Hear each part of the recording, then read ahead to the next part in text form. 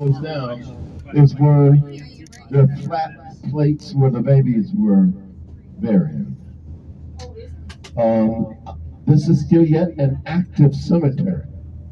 Matter of fact, today, sometimes they'll have the ceremonies here at graveside, and but they do maintain it well. So this cemetery, I believe, was 1868. The oldest one in the city is Prospect Hill, which you're going to go to. And Prospect Hill was 1858, and it was owned by the Kuntz brothers, and the Kuntz brothers designated and identified a cemetery on a major hill like this one, and it was actually a combination of the Omaha Cemetery and the Cedar Hill Cemetery. 1858. Well, wait a minute. When was Omaha founded? Well, it was founded in 1854 as part of the Nebraska Territory, and there was a major fight. Omaha didn't have enough people that lived in the town, and they wanted to designate, some folks wanted to designate Omaha as the capital. Well, it was thought that the folks that lived in Bellevue had more people living there, and the folks that lived in Florence, Nebraska, had more people. So you could not have a state capital unless it had the largest number of people living there. Well, there was a fight. Matter of fact, one of the persons involved in the fight was a man by the name of Burt, B-U-R-T. And it was thought that if there was going to be a transcontinental railroad that would originate on the western side of the Missouri River, that they wanted to see it come through Council Bluffs. Oh, wait a minute, Council Bluffs? Was it really called Council Bluffs? No, it was called Canesville originally. How did Canesville come about? The name of that?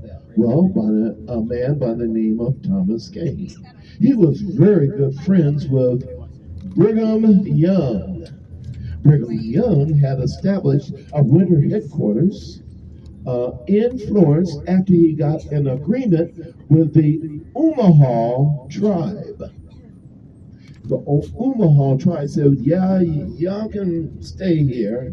We don't particularly like it, but you can use it. So from 1846 to 1848, the first stint, they were able to stay on the hills over in Florence. Matter of fact, y'all know where the historical marker is in Florence? Do you know where the Notre Dame School for Girls is at in Florence? It's way north, yeah. It's way north, about State Street.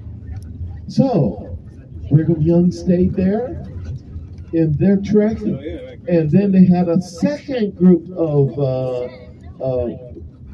Jesus Christ Latter-day Saints, Mormons, that then came in 1849 and remained there until 1852, until they tried to move every one of the Mormons out of this area, going back to their ancestral land, they called it, Brigham Young did, in Utah. Well, by that time, the Transcontinental Railroad was built. What y'all don't know, that we had a lot of trails. I was there and I saw all the wagon trains as they're going west. And this street that we're getting ready to go back on, Central Street, was one of the major trails. You actually had 6 different trails that originated and emanated from Omaha. Oh, wait. California Trail, Oregon Trail. How about the Missouri River Trail? Oh, yeah. And then, well, these trails, it got even 10 times worse when they found gold. Oh, wait a minute. Where'd they find gold at? Well, in 1849, there was that's actually in the winter of 1849. It was 1848, to be honest about it. It's in Colorado. Oh, okay. What about in California? It was right after that. They were mining, they were picking at it, and they found some nuggets, and they just went buck wild. They recruited all these people to come, not from where you think, from Europe. From Europe. So everyone thought they were going to get rich. And so it was $1.35 for 1 ounce of gold. Did y'all know that? I'll take it off. $1.35 in real dollar values. So they all came. They advertised, everyone came along from all over the world. Man, you had all different types of tongues wagging because none of them spoke the same words. They didn't speak English. Hell, I couldn't even understand them. And I'm the undertaker. So, Omaha then got established as a primary trade center. And jobbers in preparing all the folks coming through. Oh, what they buy? Oh, they tried to get as much food stuff as they could. They tried to get farm implement tools to dig in the ground and spade the ground, etc. And then equipment so they could pan for that goat. Oh, well, Omaha was on the map by that time. And they got all these strange people, these strange tongues talking. I want you to look at this one place as we're coming right here, and we're going to turn on 67. You see this Stinson Park monument right in front of you? Well, it's actually in commemoration of 2 horses, Gallant Son and Omaha. You're going to just go straight through, and we're not going to stop. Just stop for a second. I need to tell them about Omaha. Omaha was the son of Gallant Fox. Gallant Fox was the first horse in history to win the Triple Crown. Kentucky Derby, Belmont Stakes. Yes. What's the third one? Preakness. And lo and behold, he had a baby. He sired a baby boy. And guess what he did? He was called Omaha. And Omaha did the same thing. Well, we're not surprised because there was a very famous person that lived in the city at the time that loved them. And out of his stable of horses, his name was George Jocelyn. You ever hear that name? You ever hear the name of Sarah Jocelyn? Well, Sarah Jocelyn built the Jocelyn Museum as an art museum. They were the wealthiest couple in the state of Nebraska. Matter of fact, by the time that George Jocelyn died in 1916, they said that his estate, just his, was worth $7 million. Can you imagine in today's dollars? That would mean that is well over $140 million. $140 million. Well, Sarah went on to grow out of her estate when she died in 1940 from a heart attack in her house that you will see this afternoon. She was worth by herself after giving a lot of the money away.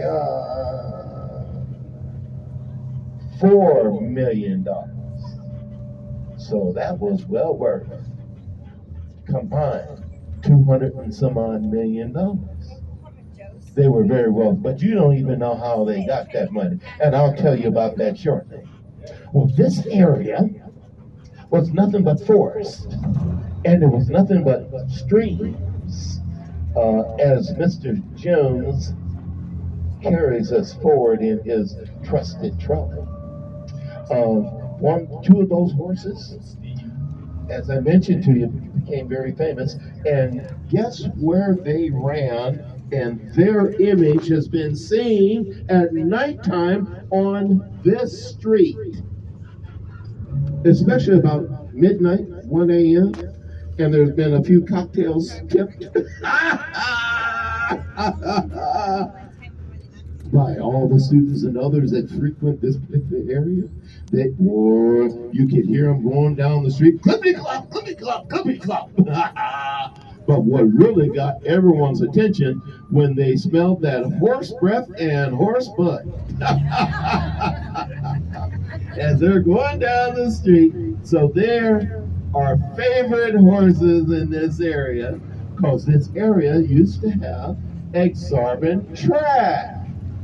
Some of y'all too young to remember, but the older ones, they remember. This was a very famous park layout in the city. Matter of fact, orchestrated by one of the favorite architects of the city by the name of McDonald and his son. And Elmwood Park was on a Sunday afternoon was a treat for families to get in buggies and go all the way out in the country. And just on a buggy ride, and it was in a beautiful park, Elmwood Park. And they used to have a pond in the park, but really it was more like a moat. And it was a land right in the middle of this water. And someone thought they were so cute and smart.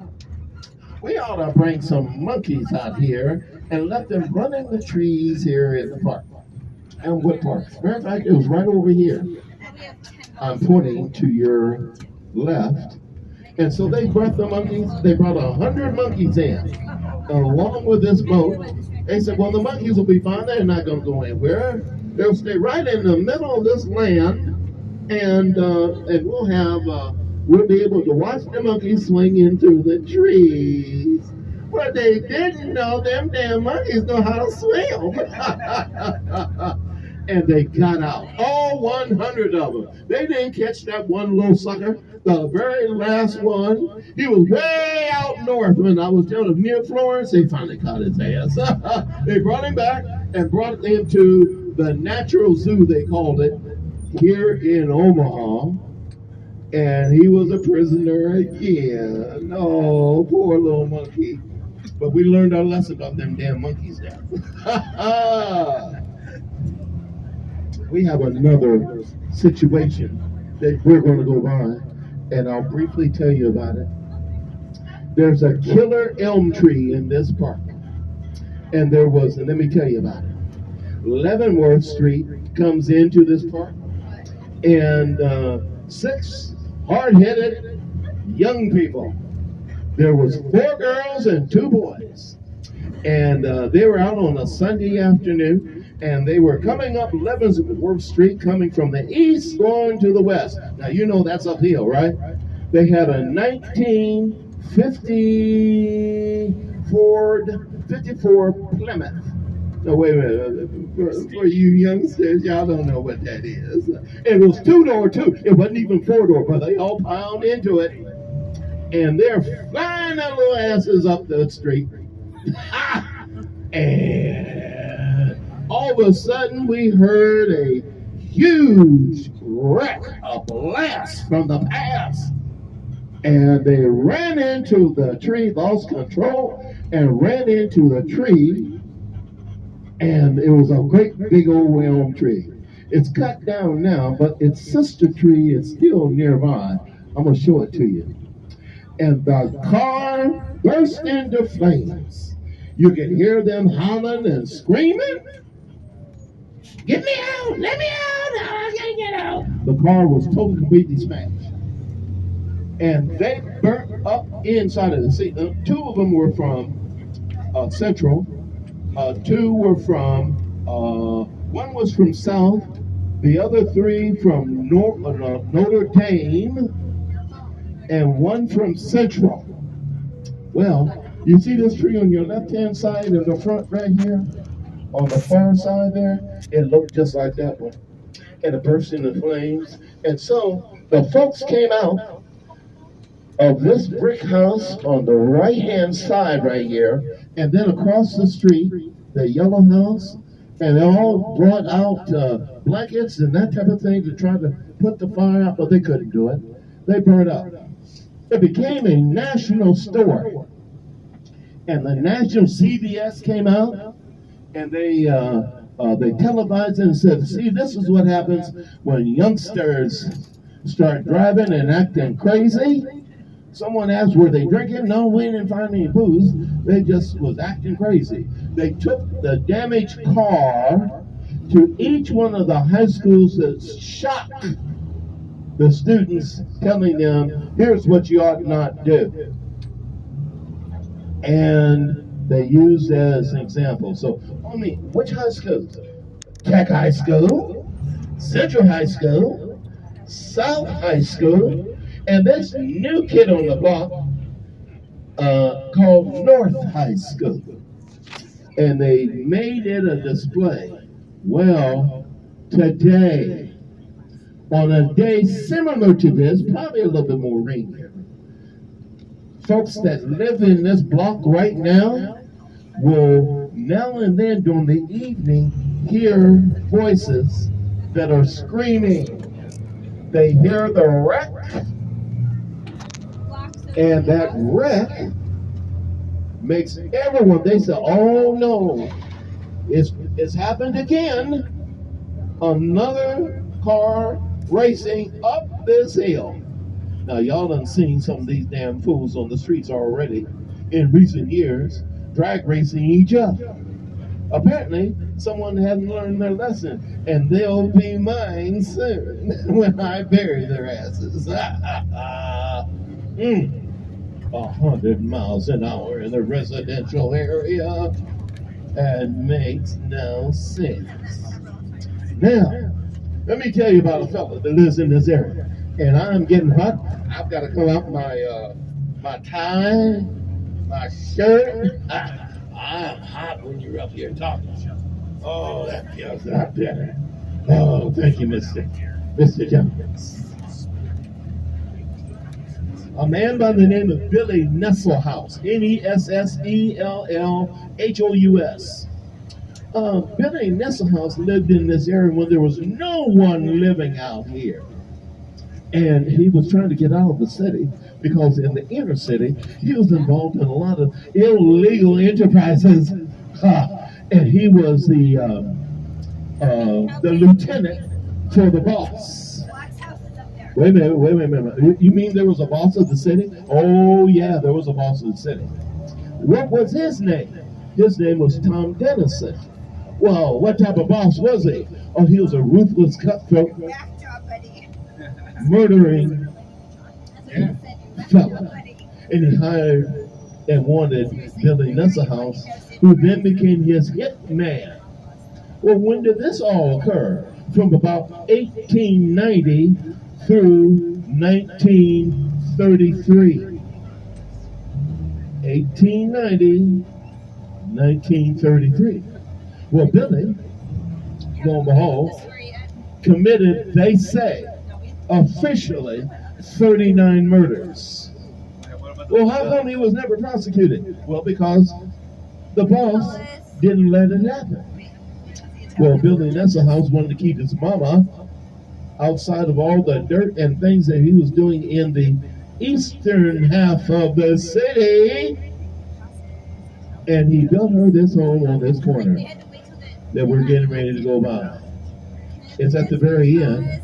And he hated bankers. He hated a lot of people. He didn't trust them. And so he put his money, they say, in the walls of the home. Well, eventually, after his mama died, she died first and then Billy died, about 1955. He was a very old man. I don't know why God let him live that long with all the murders he committed. But when I got hold of him, I took care of him real good. And Billy built this home, and a fella that's a very wealthy man today bought this house and fixed it up even more. And it is coming up right on the very end of the street on your left-hand side of the corner, and it's owned by Warren Buffett. Now, Mr. Buffett will get angry with you if you bring us, well, Mr. Buffett, where'd you get your money from? Did you get it from the walls of the house? Oh, he'll act crazy with you. You get on away from me. But Billy has been seen around Halloween time walking up and down this street. And he'll tell you in a heartbeat, and you'll hear it. There's been some people that have heard it. Get away from my house. That's my house. I built it. Y'all get away from it now. And no, there's no money in there. This is my house. Well, I haven't heard it yet, but some other people did. This is a beautiful area too on the Oakwood Park. I mentioned to you, the father and son McDonald architects helped to design the park. It was originally a farm, and they eventually in 1948 dedicated Memorial Park when Harry S. Truman came to the city. And it was dear to him because in World War I, his very best friend for 4.5 years fought together in World War I in the trenches in France. And eventually, toward the end of the war, his friend was killed by a German bullet. So he wanted to come back to Omaha to dedicate this park. And while at the ceremony and on stage, he broke down and started crying. No one could understand why. Later on, he told them the real reason, that he said, "My friend saved my life in those trenches and took a bullet that was probably intended for me." Harry S. Truman out of Missouri, near Kansas City at the time, loved his buddy. This is also a famous area. This whole farm was owned by a family in this park. And eventually they sold it off in parcels. But it was originally a family farm. And this area actually started really becoming habitated in, let's see, what was it? About the same time that Sidney Buffett set up operation in Dundee. See, Sidney came from New York when he was about 17 years of age. And he started a livery. I didn't say delivery, I said livery service, using mules and sometimes horses, originating out of 7th and Farnham Street, where he delivered food and other general merchandise to those living in the downtown area. Well, he had 2 sons and some grandchildren. And they established the first family-owned major merchandise and grocery store in the city. And their second store was in this area at 5015 Dundee. Well, matter of fact, one of the home places that the family lived. He had two sons I made mention to you. Is on your left-hand side is a yellow and white house that Warren grew up at. Where the Dundee Bank is now residing was one of the original stores of the Buffett family. Well, because of advanced technology and food stuff and transportation, they were eventually became obsolete. And the Safeway stores, y'all remember Safeway, don't you? Oh, how about Hinky Dinky? Hinky Dinky and Safeway, they were major food distributors where everyone went there and the small little neighborhood store died. So they closed it down in 1969. And so on your right-hand side, if Scott was slowly a little bit down. Oh. And we already went past it. No, we didn't. On your right-hand side where you see the Dundee Bank, that was their last grocery store that they had. All right. And this building on your right-hand side on the corner, did you know that that's the building that was hit by a balloon bomb? A balloon bomb? What are you talking about? A balloon bomb launched by the Japanese Imperial Army set up somewhere near 60,000 balloons that exploded, and some of them right over the U.S. Well, one of them landed and hit this building right on the corner. You'll see the plaque there. It tells the whole story on that building. And it didn't kill anybody, but it did major damage.